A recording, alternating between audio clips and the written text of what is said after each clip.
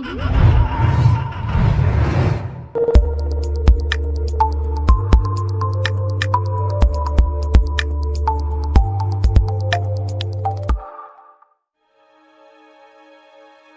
another Tuesday.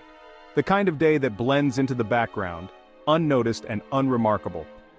The bell above the door chimed as Sarah exited the bakery.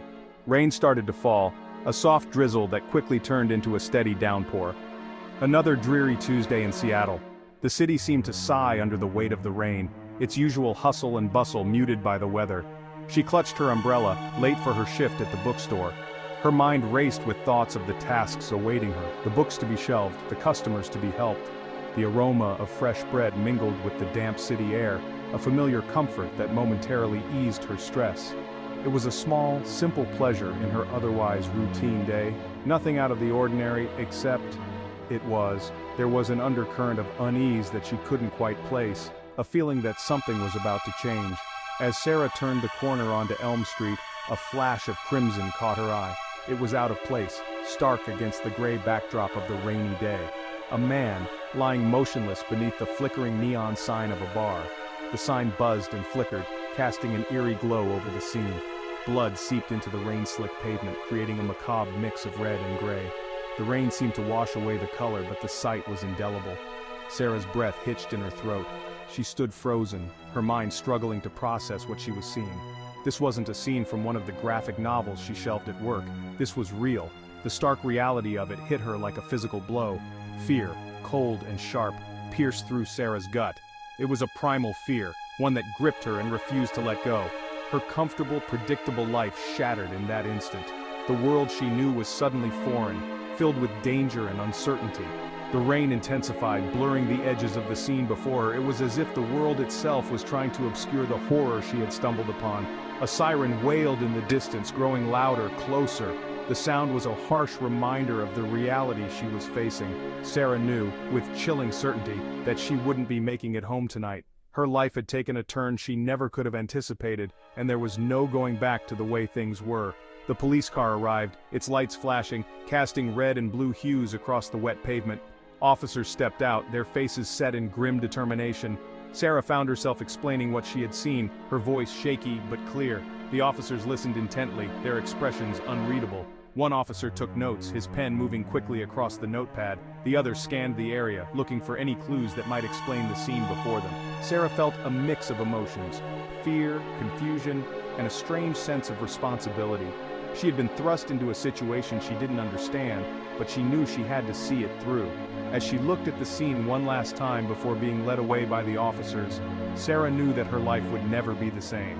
This was just another Tuesday, but it had become a turning point, a moment that would define her future. A grim discovery. Detective Michael Harding arrived at the scene, his trench coat pulled tight against the relentless rain. The downpour had been unyielding for hours, as if the heavens themselves were mourning the loss of yet another soul in this unforgiving city. Harding's shoes splashed through the puddles, each step a reminder of the weight of his duty. The flashing lights of patrol cars painted the street in alternating strobes of red and blue. The chaotic dance of colors reflected off the wet pavement, creating an almost surreal atmosphere. It was a scene all too familiar to Harding, yet each time it felt like a fresh wound. The body, a John Doe, lay beneath a white sheet. The rain had soaked through the fabric, making it cling to the contours of the lifeless form beneath. Harding could see the outline of the victim's face, a haunting reminder of the fragility of life. The victim's blank eyes stared up at the unforgiving city sky. They seemed to be searching for answers that would never come, a silent plea for justice in a world that had turned its back on them. Harding felt a pang of sorrow, a familiar ache that never quite went away. Harding, a veteran of Seattle's underbelly, had seen his share of violence. He had walked these streets for over 2 decades, each year adding another layer of cynicism to his soul. Yet, despite the countless horrors he had witnessed, he had never grown numb to the pain of loss. But something about this scene felt different, off. There was an unsettling energy in the air, a sense that this was more than just another random act of violence. Harding's instincts, honed by years of experience, told him that there was a deeper story waiting to be uncovered. The victim, dressed in an expensive suit, seemed out of place in this part of town. This was a neighborhood where people struggled to make ends meet, where luxury was a distant dream. The suit was a stark contrast to the surroundings, a clue that hinted at a life far removed from the gritty reality of the streets. A single playing card, a Queen of Hearts, lay beside the body, untouched by the rain.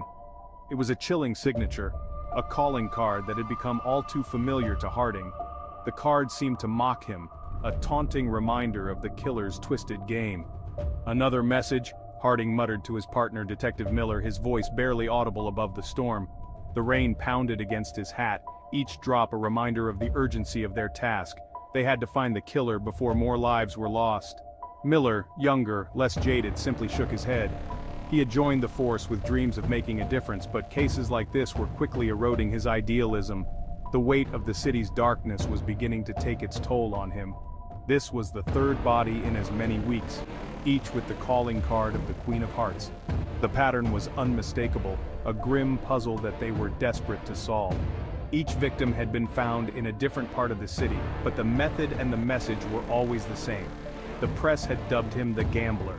It was a name that captured the killer's twisted sense of irony, a moniker that seemed to revel in the chaos he was creating. The media frenzy only added to the pressure on Harding and his team, each headline a reminder of their failure to catch the murderer, a morbid moniker for an increasingly disturbing string of murders.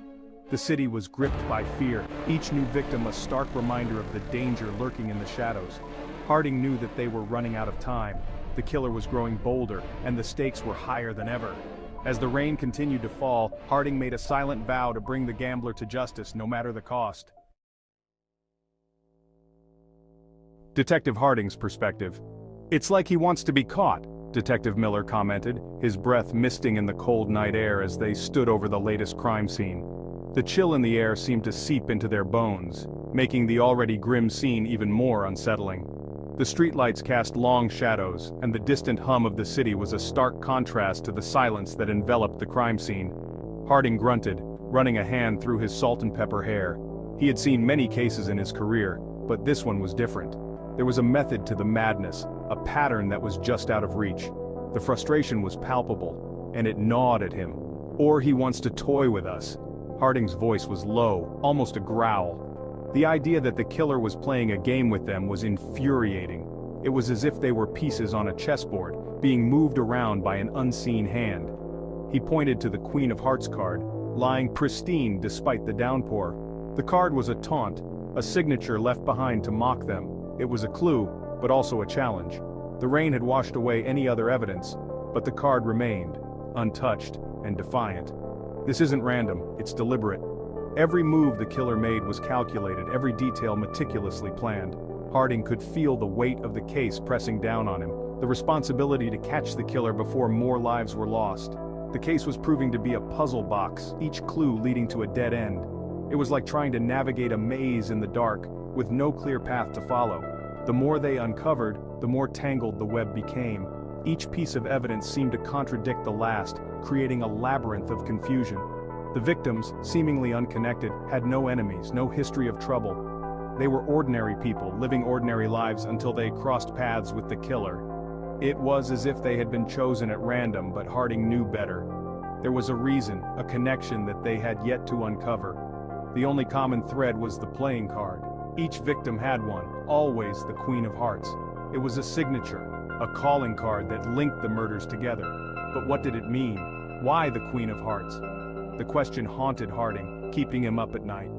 Harding knew they were dealing with a meticulous killer, one who planned every detail, leaving no trace. The killer was always one step ahead, anticipating their moves and staying just out of reach.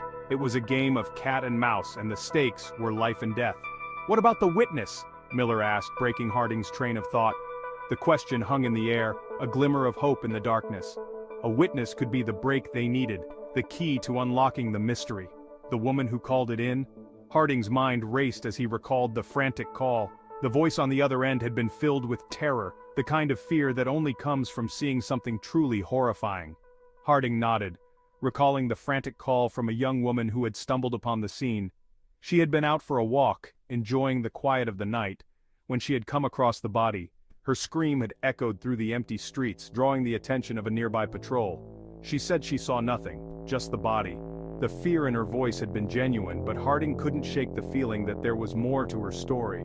People often blocked out traumatic events, their minds protecting them from the horror of what they had seen. Maybe she saw something, but she's too scared to talk, Miller suggested. It was a possibility, one that Harding couldn't ignore. Fear could be a powerful silencer, and the killer's reputation was enough to terrify anyone into silence. Harding considered this. It was possible. They needed to find her, to talk to her again, to see if there was something she had missed or was too afraid to say. Every detail mattered, no matter how small. The gambler's brutality was becoming infamous. The name struck fear into the hearts of the city, a shadowy figure who seemed to kill without reason. But Harding knew there was always a reason, always a motive, even if it was buried deep. "Find her!" Harding ordered, his voice tight with urgency. They couldn't afford to waste any more time. The killer was out there, planning his next move, and they needed every advantage they could get. "We need to know what she saw." Harding's eyes were steely, his resolve unshakable. The game was far from over, and he was determined to win. The lives of the innocent depended on it, and he would stop at nothing to bring the killer to justice. Lost and alone, Sarah hurried through the labyrinthine aisles of the library, her heart pounding a frantic rhythm against her ribs. She couldn't shake the image of the man's lifeless eyes, the crimson stains spreading on the sidewalk. She had to tell someone, to do something, but what? The memory of the news reports flashed through her mind. The Queen of Hearts killer. The police had warned the public to be vigilant, to report anything suspicious. But what if reporting it made her a target? What if he had seen her? She ducked behind a bookshelf, her breath coming in short, panicked gasps. The library, usually a sanctuary, suddenly felt suffocating, the air thick with unspoken danger. Sarah felt a surge of despair. She was alone, trapped in a nightmare that was only just beginning. A glimmer of hope? Her phone vibrated in her pocket, startling her. A message from an unknown number. "I know what you saw." Fear constricted her throat. He was watching her. But how?